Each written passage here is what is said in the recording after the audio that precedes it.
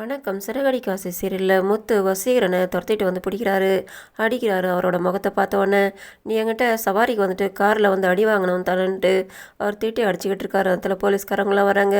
இவன் ஒரு பாட்டி மேலே ஆக்சிடென்ட் பண்ணிட்டு வந்துட்டான்ட்டு, நான் தெரியாத பண்ணிட்டு வந்துட்டேன், அவசரத்தில் என்ன ஒருத்தன் விரட்டிட்டு வந்தான்னு சொல்லும்போது அவங்க கேட்க மாட்டுறாங்க. வாடானிட்டு அவங்க கூட்டிகிட்டு போய்ட்றாங்க. இதை சிட்டி அவங்க ஃப்ரெண்டை வந்து பார்த்துட்டு அவரை கூட்டிகிட்டு போகிறத பார்த்து இவங்க ஃபோட்டோ எடுத்துகிட்டு அதை ரோகிணிக்கு அனுப்பி வச்சிடுறாங்க. ரோகிணி மனோஜ் கூட உட்காந்து சாப்பிட்டுக்கிட்டு இருக்காங்க. பரவாயில்ல, முத்து ரொம்ப கொடுத்து வச்சுவேன், மீனாவோட சாப்பாடு நல்லா இருக்குது, ஆனால் நீ நல்லாவே பண்ண மாட்டேன்னு சொல்லும் போது இவங்க மறைக்கிறாங்க. பரவாயில்லம்மா, நீயும் நல்லா தான் சமையல் பண்ணுறான்ட்டு அவர் சொல்லிட்டு கிளம்புறாரு. அந்த நேரத்தில் இவர் அனுப்பின ஃபோட்டோ வருது. அதை பார்த்ததும் சந்தோஷப்படுறாங்க. இவங்க போலீஸ்காரங்க பிடிச்சிட்டு போயிட்ட மாதிரி ஃபோட்டோ வந்ததை பார்த்ததும் ரோகிணி இதுக்கு மேலே பிரச்சனை இல்லைன்ட்டு அவங்க சந்தோஷப்படுறாங்க. பொழுது விடிஞ்சு பார்வதி வராங்க வீட்டுக்கு. விஜயா கூப்பிட்டு உட்கார வைக்கிறாங்க. இப்போ தான் வேலை முடிச்சுன்றாங்க. ஏன்னா நீ வேலை செஞ்சுக்கிட்டு இருக்க, 3 மருகும் அங்கே வீட்டில் இருக்கும்போதுன்றாங்க. ஆமாம், எங்கே அது மீனா வந்தது இந்த குடும்பத்தில் நிம்மதி இல்லாமல் போச்சு.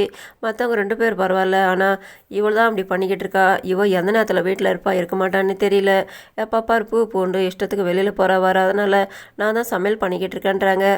வீட்டு வாசலில் கடை போட்டுட்டு இருந்தால் அப்பயாவது இங்கேயும் அங்கேயும் மாற்றி மாற்றி செய்வேன், எனக்கு பிரச்சனை கிடையாது, அதை நானே எடுத்து வச்சுட்டேனா, அதனால் இப்போ பாரு வெளியில் போயிட்டு சுற்றிட்டு வரான்னு சொல்கிறாங்க. அதை கேட்டது இவங்க ஷாக் ஆகுறாங்க. என்ன நீ தான் எடுக்க வச்சேன்றாங்க. ஆமாம், நான் தான் எடுக்க வச்சேன், இதை நீ யார்கிட்டையும் சொல்லாத, கத்தி ஜாஸ்தி பேசாதுன்றாங்க அவங்க. அந்த நேரத்தில் ஒரு அம்மா வந்துட்டு பூ கேட்குறதுக்காக வராங்க. மீனாவை கேட்குறாங்க. அவங்க இல்லைன்னு சொன்னோன்னே சரி ஃபோன் நம்பர் கொடுங்கன்றாங்க. இவங்க எனக்கு தெரியாதுன்றாங்க. அதனால் அவங்க கோவத்தோடு சொல்கிறாங்க, பூ விற்று நீங்கள் எவ்வளோ பெரிய வீடு கட்டிட்டீங்களான்ட்டு அவங்க சொல்லிட்டு போகிறாங்க. அதனால் விஜயாவுக்கு கோவமாகுது.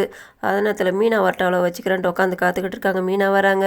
வந்தவொடனே அங்கேயே நில்லுடின்னு சொல்கிறாங்க. என்ன நான் உங்கள்கிட்ட வேலை செய்யணும்னா வரவங்க போகிறவங்களாம் ஒன்றா கேட்டு ஃபோன் நம்பரை கேட்டுட்டு என்கிட்ட சண்டை போட்டுட்டு போகிறாங்கன்னு கேட்குறாங்க.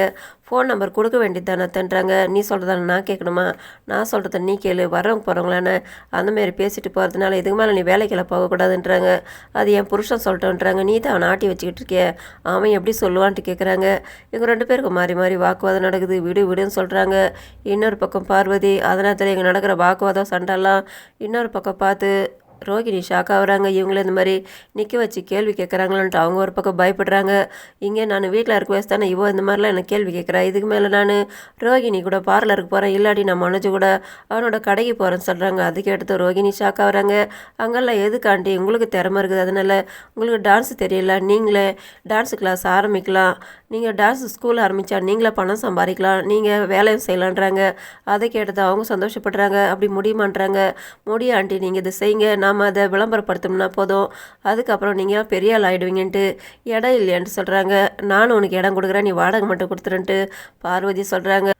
இதனால் விஜயா ரொம்ப குஷியாக கனவுக்கே போயிடுறாங்க. அதுக்கப்புறமா இவங்க வந்துட்டு டான்ஸ் ஆடி அதை ஃபோட்டோ எடுக்கணுன்றதுக்காக சோஃபாவில் எடுத்து ஒழுங்குபடுத்திக்கிட்டு இருக்காங்க. அண்ணாமலை வந்து கேட்குறாரு, என்னம்மா பண்ணிக்கிட்டு இருக்கீங்கன்ட்டு.